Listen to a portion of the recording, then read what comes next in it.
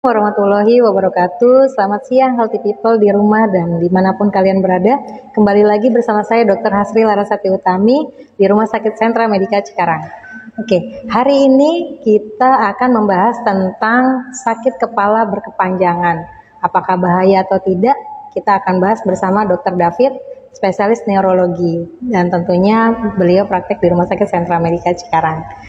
Mungkin healthy people di rumah sering sekali merasakan sakit kepala dan tentunya dalam jangka waktunya selalu bervariatif ya. Ada yang berkepanjangan, ada juga yang mungkin singkat.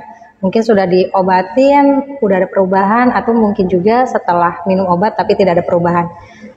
Jadi untuk mempersingkat waktu, mari kita bahas sedikit tentang sakit kepala yang berkepanjangan, apakah bahaya atau tidak. Mari kita langsung saja bersama Dr. David, spesialis neurologi. Selamat siang, dokter. Selamat siang, dok. Sehat, dok? Sehat. Oke. Gini, dokter.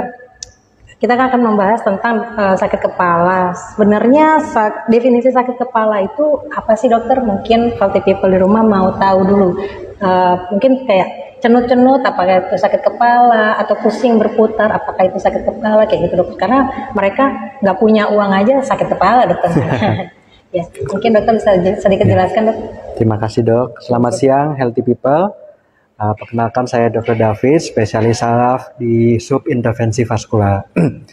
Pada hari ini mungkin sudah ditanyakan oleh dokter sendiri tadi mengenai apa itu sakit kepala ya.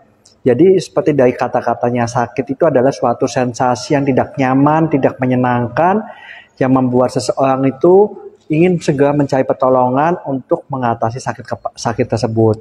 Sakit kepala sendiri adalah sensasi tidak nyaman yang dirasakan di daerah kepala, baik di dalam kepala atau kulit kepala atau bahkan hingga ke leher. Sakitnya gimana? Bisa seperti ditekan, berdenyut, atau bisa pada satu sisi atau pada kedua sisi kepala, atau bahkan bisa menjalar hingga ke leher kepala. Oh gitu ya. Jadi intinya poinnya adalah sensasi yang tidak nyaman, tidak enak yang membuat seseorang itu untuk akhirnya datang mencari pertolongan. Oke, berarti bukan karena nggak punya uang ya, healthy people. Oke, kemudian sebenarnya sakit kepala itu ada berapa jenis sih, dok? Ya, kalau untuk sakit kepala sendiri pada dasarnya kita bagi menjadi dua klasifikasi besar ya. Sakit kepala yang bersifat primer ataupun sekunder. Memang mayoritas 80-90% itu primer. Maksudnya apa? Primer itu adalah sakit kepala yang bukan disebabkan oleh sesuatu yang bahaya, ya. Sedangkan yang sekunder itu walaupun secara epidemiologi atau secara persenannya lebih dikit, tapi itu adalah sesuatu yang bisa mengancam atau membahayakan jiwa, sehingga butuh perhatian khusus dan tidak boleh dipandang enteng, seperti itu. Gitu. Nah, untuk yang sekundernya sendiri itu penyebabnya macam-macam. Jadi bisa karena disebabkan seperti tumor kepala ya, tumor otak, atau infeksi otak, gangguan pembuluh darah di dalam kepala ya, ataupun misalkan pasien pernah mengalami benturan yang cukup kuat bisa menyebabkan pendarahan akibat trauma itu sendiri. Seperti itu. Itu yang kadang kita harus pantau dan evaluasi, apalagi sakit kepalanya dirasakan berkepanjangan. Seperti itu, dok. Gitu. Oke, kemudian perbedaannya ada nggak sih, dok? Sakit kepala dengan pusing. Oh iya. Jadi untuk sakit kepala sama pusing kadang orang awam suka salah kaprah ya membedakan apa itu sakit kepala dan pusing. Jadi kalau sakit kepala itu sensasinya seperti ditekan atau berdenyut ya, ataupun ditusuk-tusuk. Kalau pusing itu seperti rasa berputar, rasa goyang di atas kapal atau rasa berputar di sekelilingnya atau sekelilingnya yang rasa berputar terhadap diri sendiri. Jadi itu dua kondisi yang berbeda dan penyebabnya pun dua hal yang berbeda gitu, dok. Jadi kita mesti memastikan dulu nih kondisi kita sakit kepala atau pusing, seperti itu. Berarti harus ada bedanya ya, healthy people. Mungkin kalau healthy people berobat ke poli terus bilang, dok saya pusing nih. Nah, pusing dengan sakit kepala tuh berbeda. Jadi mesti dirasakan pusing atau sakit kepala ya gitu. Tapi jangan sampai ketika berobat ke poli sakit kepalanya hal yang di luar itu. Misal kayak, aduh anak saya rewel banget, saya pusing banget. Oh, no. Enggak ya, jangan kayak gitu. Oke, kita lanjut. Sebenarnya penyebab dari sakit kepala yang berkepanjangan itu apa aja sih dokter? Ya, jadi mengambil dari kata-kata berkepanjangan itu kita bisa mengklasifikasikan nyeri kepala berdasarkan onset atau tenggat waktu gejala itu muncul. Dikatakan kronis itu apabila di atas 3 bulan, sedangkan di bawah itu bisa bersifat akut di bawah 7 hari, ataupun subakut di atas 7 hari, dan di bawah 1 bulan. Nah, untuk penyebab daripada nyeri kepala kronis itu sangat bervariatif, bisa bahaya, bisa tidak. Nah, kata kuncinya adalah pada sakit kepala kita mengenal ada yang tanda namanya warning sign atau tanda bahaya. Ada kelemahan sisi tubuh, disertai bicara pelok, kejang, ya, atau nyeri kepala yang sangat hebat yang dirasakan pertama kali seumur hidupnya, atau pada sakit kepala yang disertai dengan adanya demam tinggi, sakit kepala dengan misalkan, mohon maaf, memiliki riwayat penyakit-penyakit kronis ya, seperti kanker ataupun mohon maaf penyakit menular seksual seperti HIV. Itu merupakan tanda bahaya pada sakit kepala yang kita harus telusuri lebih dalam lagi nih. Karena kita harus tahu penyebabnya apa sehingga sakit kepala ini tak kunjung membaik. Nanti kalau memang sakit kepalanya sudah kita singkirkan yang sebab bahaya, barusan kita pikirkan disebabkan oleh sakit kepala yang sifatnya primer, bukan disebabkan oleh sebab-sebab yang bahaya tadi, begitu. Oke. Kalau sakit kepala berkepanjangan, apakah salah satu dari gejala stroke? Untuk gejala stroke sendiri, ya ada beberapa tipe stroke yang gejalanya itu mirip atau ada gejala sakit kepala. Umumnya pada stroke yang bersifat pendarahan, ya. Ada juga kasus-kasus misalkan CVST atau cerebral vein sinus thrombosis ya, di mana sakit kepalanya ini biasanya dirasakan pada wanita ya, khususnya memiliki riwayat penggunaan KB hormonal atau dia sudah pasca atau mendekati kelahiran ya, atau pasca melahirkan, itu kan ada ketidakseimbangan hormonal sehingga menyebabkan mudah sekali terjadinya sumbatan pada vena. Itu salah satu penyebab daripada sakit kepala yang disebabkan oleh vaskular itu. Seperti itu. Jadi tidak semua stroke itu pun sakit kepala, tergantung tipe stroke-nya. Seperti itu. Sebenarnya ada resikonya nggak dok, sakit kepala yang berkepanjangan dan tidak diobati? Mungkin healthy people di rumah penasaran juga nih. Misal dia sakit kepala udah berkepanjangan, udah minum obat kayak paracetamol atau dan lain-lain, kemudian tidak berani untuk datang ke polisaraf untuk berobat gitu. Jadi apakah ada resikonya dok? Baik, untuk resikonya sendiri tergantung dari sebabnya ya. Yang pasti sakit kepala itu kan sensasi yang tidak nyaman, sehingga pasti akan mempengaruhi daripada kualitas hidup pasien. Yang pastinya performa kerja juga menjadi tidak bagus, pasien menjadi moodnya tidak stabil, dan tentunya akan sangat mengganggu kualitas hidup. Jadi bahaya atau tidak tergantung daripada penyebabnya. Kalau penyebab sekunder yang membahayakan, ya tentunya dia akan semakin progresif.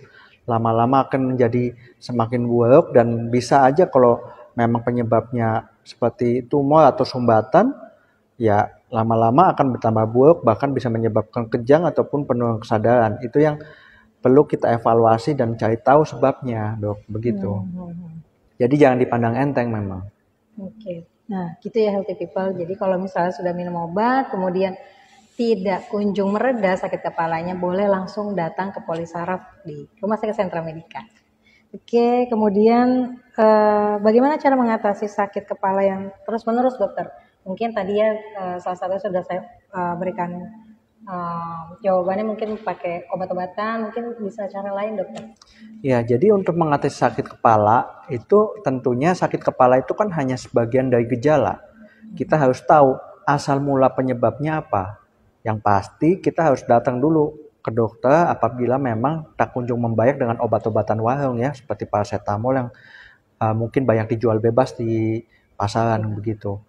Jadi kita cari tahu dulu, kita nanti dari dokter saraf akan melakukan pemeriksaan fisik secara lengkap, kita akan melakukan pemeriksaan penunjang yang dibutuhkan sehingga kita bisa mengidentifikasi sebab dari sakit kepalanya, sehingga kita bisa tahu apa yang perlu diberikan pada pasien tersebut, begitu dok. Jadi pengobatannya depends ataupun tergantung daripada sebab daripada sakit kepalanya. Oke, Begitu. berarti tergantung ya dok ya. Ya. Untuk resikonya juga.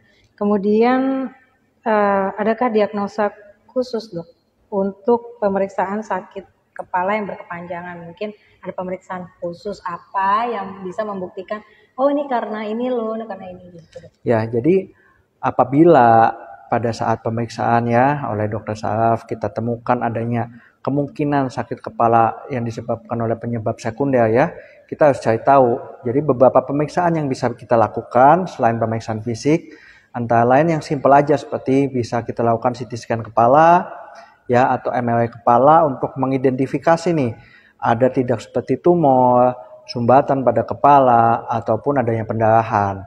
Lalu seperti yang tadi saya sebutkan juga, karena salah satu penyebab sakit kepala adanya sumbatan atau bendungan pada vena, pada kepala, kita juga bisa mengidentifikasi dengan melakukan pemeriksaan seperti CT angio atau MRA untuk mengidentifikasi pembuluh darah dalam kepala. Dan untuk saat ini, selain CT angio dan MRA, apabila kita ingin mengetahui secara detail adanya ketidaknormalan pembuluh darah di dalam kepala, kita bisa pertimbangkan penggunaan DSA. Seperti itu, DSA cerebral atau kita sebut dengan cerebral angiografi. Oke. DSA kayaknya belum familiar nih dok di kalangan healthy people ya, mungkin masih bertanya-tanya apa sih DSA itu dok sebenarnya? Baik, jadi seperti kita topik hari ini kita kan bahas mengenai sakit kepala ya. Iya. Tadi seperti saya sebelumnya bahas bahwa sakit kepala sekunder itu penyebabnya bisa seperti pendarahan atau tumor. Pendarahan atau tumor kita bisa identifikasi dengan CT scan kepala atau MRI, cukup. Namun pada kasus yang disebabkan oleh bendungan pada vena ataupun arteri di dalam kepala, itu tidak cukup sampai di situ. Kita perlu menggunakan pemeriksaan. Ada yang bersifat non-invasif seperti CT angio atau MRA, namun memiliki visualisasi yang tidak sebaik DSA. Nah, untuk DSA sendiri itu adalah kepanjangan daripada digital subtraction angiography. Ya, di situ dia bukan suatu operasi, ini adalah suatu metode untuk mengetahui yang saat ini masih yang paling baik untuk mengidentifikasi pembuluh darah di dalam kepala. Ada nggak sih malformasi? Karena seperti adanya aneurisma di otak itu bisa menyebabkan sakit kepala. FVM atau malformasi arteri vena bisa menyebabkan sakit kepala. CVST atau bendungan pada vena pada kepala bisa menyebabkan sakit kepala. Dan itu mayoritas sakit kepalanya bersifat kronis akibat vaskular ya. Nah, itu biasanya kita lakukan DSA. DSA sendiri itu pemeriksaannya dengan metode fluoroskopi ya. Jadi seperti kateterisasi pada jantung, kita bisa juga melihat pembuluh darah kepala dengan kateterisasi otak dengan DSA ini. Ya, metodenya sederhana, dilakukan dalam kondisi yang sadar kurang lebih 20-30 menit dengan memasukkan selang kateter melalui pembuluh darah paha ke dalam kepala. Nanti kita visualisasi secara langsung sampai yang kecilnya pun pembuluh darah bisa kita identifikasi. Gitu dok. Jadi secara komprehensif kita tahu semua nih apakah ada tumor dari MRI atau CT scan, kemudian dari CT angio, MRA ataupun DSA kita bisa tahu ketidaknormalan pembuluh darah di dalam kepala. Oke. Berarti udah makin canggih ya dok ya sekarang alatnya ya. Ya, tentunya kalian kalau mau tahu bagaimana sakit kepala yang kalian miliki dan tentunya sudah treatment ya, sudah menjalankan treatment obat-obatan tapi tak kunjung mereda, kemudian memang udah 3 bulan lebih ya, lebih baik datang langsung ke Polisentra Medica, ke Polisaraf, ketemu sama dokter David langsung agar bisa mungkin di DSA atau mungkin yang lain-lain, tergantung dievaluasi lebih lanjut tergantung penyebabnya apa. Dan tentunya saat ini di Sentra Medica sendiri untuk fasilitas itu semua sudah tersedia ya dok ya? Tersedia, iya benar. Baik dari CT scan kepala ya, kemudian juga kateterisasi kita semuanya siap. Ada TCD pun ada ya, semua untuk melihat atau mengidentifikasi seluruh penyebab sekunder daripada sakit kepala. Iya, betul sekali. Jadi kalian bisa lebih puas untuk apa ya, kita lebih mudah untuk mendirikan Mudah. diagnosa. Jadi treatmentnya pun akan lebih tepat sasaran. Lebih tenang lah. Ya, lebih tenang. Jadi lebih tahu bahwa sakit kepalanya ini bukan karena sebab yang membahayakan gitu. Betul sekali. Oke, dokter. Mungkin ada pertanyaan yang sudah masuk ke dalam ini ya, ke dalam IG. Mungkin pertama dari Ricky ya, dari Cikarang. Dokter, saya seorang karyawan usia 37 tahun.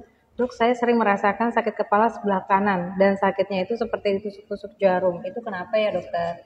Ya, jadi kalau sakit kepalanya masih akut ya di bawah 7 hari dan seperti satu sisi seperti itu, kita masih pertimbangkan karena mayoritas daripada sakit kepalanya itu adalah sakit kepala primer ya, kita mungkin bisa berpikir di situ dulu, tapi kita memastikan dulu tidak ada tanda bahaya tuh seperti yang tadi saya sudah sebutkan. Misalkan dari usia ya di atas 50 tahun atau di bawah 50 tahun, kemudian ada tanda bahaya atau red flag tidak yang tadi saya sebutkan. Namun kalau misalkan tidak ada dan hanya sakit kepala yang sepertinya primer, ya mungkin dari karakter sakit kepalanya itu bisa mengarah ke mungkin ke nyeri kepala tipe tegang atau tension headache ataupun migrain, karena tergantung daripada jenis kelamin. Kalau misalkan pada wanita mungkin sakit kepala satu sisi ya, karakternya berdenyut disertai mual muntah, ya kita bisa mengarah ke migrain gitu. Tapi tentunya harus dilakukan pemeriksaan fisik ya secara lengkap untuk memastikan tidak ada tanda bahaya. Gitu. Iya benar.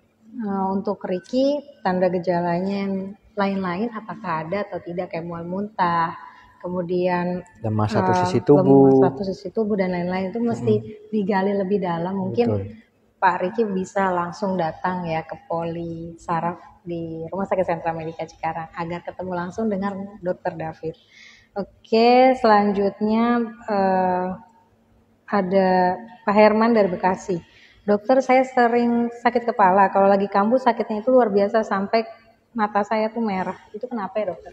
Ya, kalau misalkan sakit kepalanya sampai matanya merah, itu kita harus pastikan dulu nih, mata merahnya disebabkan oleh gangguan pada mata atau tidak. Karena salah satu tanda bahaya mata merah itu kita paling sering takutnya glaukoma, glaukoma akut. Jadi kalau seperti itu, ya tentunya kita harus periksa juga, berkolaborasi dengan dokter spesialis mata ya, memastikan tidak ada peningkatan tekanan dalam bola mata. Kalau nggak ada, ya bisa mungkin saja ke arah cluster headache ya. Karena cluster headache itu ada salah satu daripada sakit kepala primer yang biasanya disertai dengan gejala otonom seperti itu, matanya merah, berair, hidungnya juga meler ya.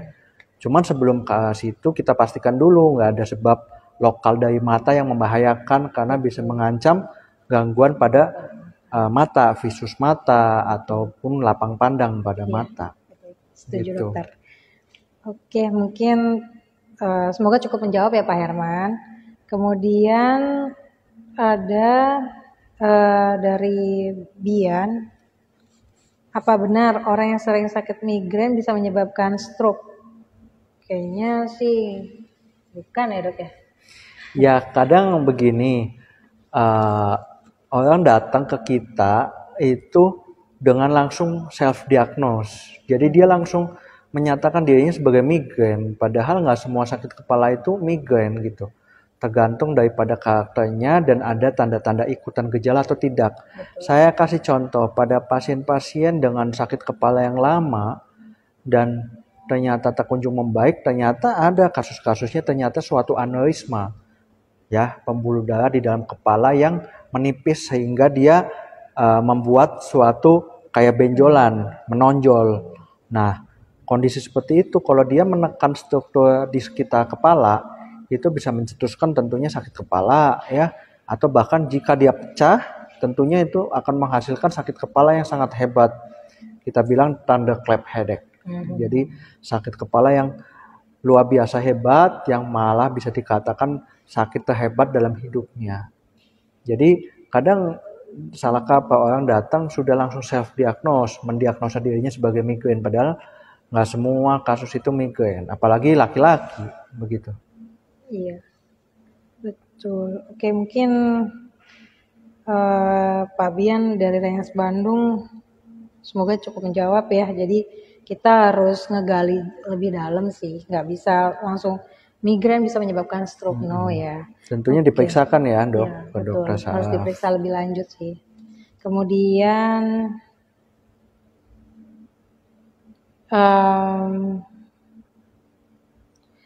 dari Suci di Bekasi, dokter maaf agak melenceng dari konteks, mau tanya, apa benar kalau sakit kepala itu nggak boleh dipijit? Boleh. Jadi sebenarnya pijitan pada kepala itu kan adalah dia mengalihkan ya rasa sakit itu dengan rasakan sentuhan. Jadi ketika kita sakit kepala itu kan sensasi tidak nyaman ya, sensasi sensori kita bilang rasa tidak nyaman seperti ditekan ataupun seperti ditusuk. Ketika kita melakukan pijatan halus di daerah kepala, itu kan kita menghasilkan suatu rangsangan sensorik ya di sekitar kulit kepala. Tentunya kulit kepala itu kan memiliki saraf tepi yang banyak, sehingga ketika kita melakukan pijatan, maka ada pengalihan sensasi sakit itu terhadap rangsangan sentuhan, sehingga terasa kadang dirasakan nyaman oleh pasien. Tentunya itu tidak membahayakan dan bukan menjadi masalah jika kita melakukan pijatan halus pada kepala. Jadi nggak ada problem ya dok ya? Nggak masalah. Boleh-boleh aja. Karena kalau sakit kepala kemudian kita pijat tuh kayak lebih relax ya dok ya? Tentunya karena jadi, pengalihan. Pengalihan. Jadi lebih enak sih. Terus ada lagi nggak ya? Orang tua saya sakit kepala sudah menahun dan selalu mendadak.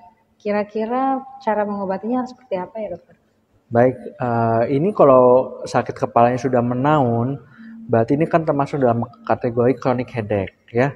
Pada chronic headache ini kita nggak boleh pandang sebelah mata. Pada kondisi seperti ini tentunya kita harus melakukan pemeriksaan secara mendetail, bukan cuma hanya pemberian obat saja. Kita harus cari tahu sebab daripada sakit kepalanya apa, karena obatnya kan beda-beda. Tumor kepala juga bikin sakit kepala, pendarahan kepala bikin sakit kepala, infeksi otak bisa. Bahkan pasien yang menggunakan obat berkepanjangan itu justru bisa mencetuskan sakit kepala juga. Ya, namanya sefalgia yang berkorelasi dengan penggunaan medikamentosa.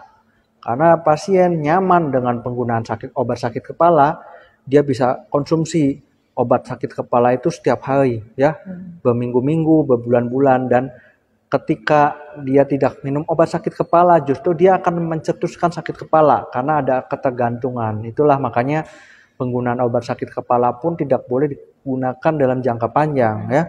Kalau berdasarkan guideline-nya itu maksimal dalam 1 minggu itu 3-4 hari betul-betul boleh. Habis itu kita nggak boleh lanjutkan terus, harus ada jedanya seperti itu, karena enggak nanti bisa mencetuskan medikamentosa induced headache atau sakit kepala yang diinduksi oleh medikamentosa.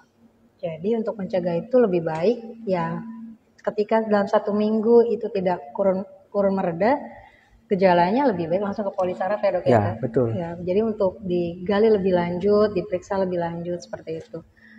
Oke, ada lagi nih dok. Dok, saya sakit kepalanya di bagian depan dari dahi sampai ubun-ubun. Apakah ini termasuk migrain? Ya, kalau dari migrain sendiri ya, untuk kriteria diagnosa sendiri itu mesti salah satunya ya, sakit kepalanya itu mayoritas berdenyut ya, pulsatil kita bilang. Jadi berdenyut bisa dirasakan pada satu sisi atau kedua sisi, tapi mayoritas pada satu sisi. Dan bisa disertai dan umumnya disertai dengan mual dan muntah. Namun migrain itu mayoritas pada wanita. Jadi kalau misalkan gendernya bukan wanita, kita perlu telusuri sebab lain selain daripada migrain. Kalau dari yang dikeluhkan disampaikan tadi itu karakternya sih bukan ke arah migrain ya. Cuman ya tentunya harus dengan tambahan pemeriksaan fisik untuk memastikan dok. Memastikan gejalanya ini migrain atau tidak gitu. Oke. Semoga cukup menjawab ya. Oke dok, terakhirnya dok sebelum kita tutup, ada nggak sih tips-tips agar mencegah sakit kepala berkepanjangan dokter? Ya, Jadi untuk tipsnya, untuk sakit kepala itu sering dicetuskan kan karena mayoritas ya 90% karena tegang otot. Jadi sebisa mungkin tidur mesti cukup ya di atas 6 jam. Kemudian harus sering melakukan peregangan atau stretching pada daerah leher atau kepala ya. Kemudian mengkonsumsi makan-makanan yang bergizi, hindari banyak makan-makan yang mengandung MSG atau micin ya. Kemudian juga cukup olahraga ya. Luangkan waktu 2-3 kali dalam seminggu minimal 30 menit untuk membantu melatih otot-otot kita, merilekskan otot-otot kita. Namun kalau misalkan sudah melakukan pola gaya hidup sehat dan masih sakit kepala, segera periksakan ke dokter untuk mencari tahu sakit kepala Anda, penyebabnya apa. Seperti itu. Oke, mungkin tips-tipsnya sudah disampaikan oleh Dr. David. Mungkin Healthy People bisa mengimplementasikan dalam hidup sehari-hari. Jadi biar mungkin kalau sakit kepala sedikit, coba deh stretching dulu, olahraga dulu ya dok ya. Kemudian benerin pola tidur segala macam. Nah, nanti kalau misalnya nggak membaik juga, boleh konsumsi obat dalam 1 minggu. Tentunya dievaluasi kembali, tidak membaik, baru kita pergi ke rumah sakit, ke Polisaraf untuk bertemu Dokter David tentunya. Mungkin dokter bisa menginfokan jadwal praktek dokter di Rumah Sakit Sentra Medika, dokter? Ya, saya praktek di Sentra Medika saat ini hari Senin sampai Sabtu ya. Untuk hari Senin, Rabu, Jumat saya berpraktek jam 8 pagi sampai jam 11 siang. Sedangkan untuk hari Selasa, Kamis, dan Sabtu saya berpraktek pukul jam 12 ya sampai jam 3. Oke. Mungkin bisa dicatat ya Healthy People, jadwal praktek Dokter David tentunya.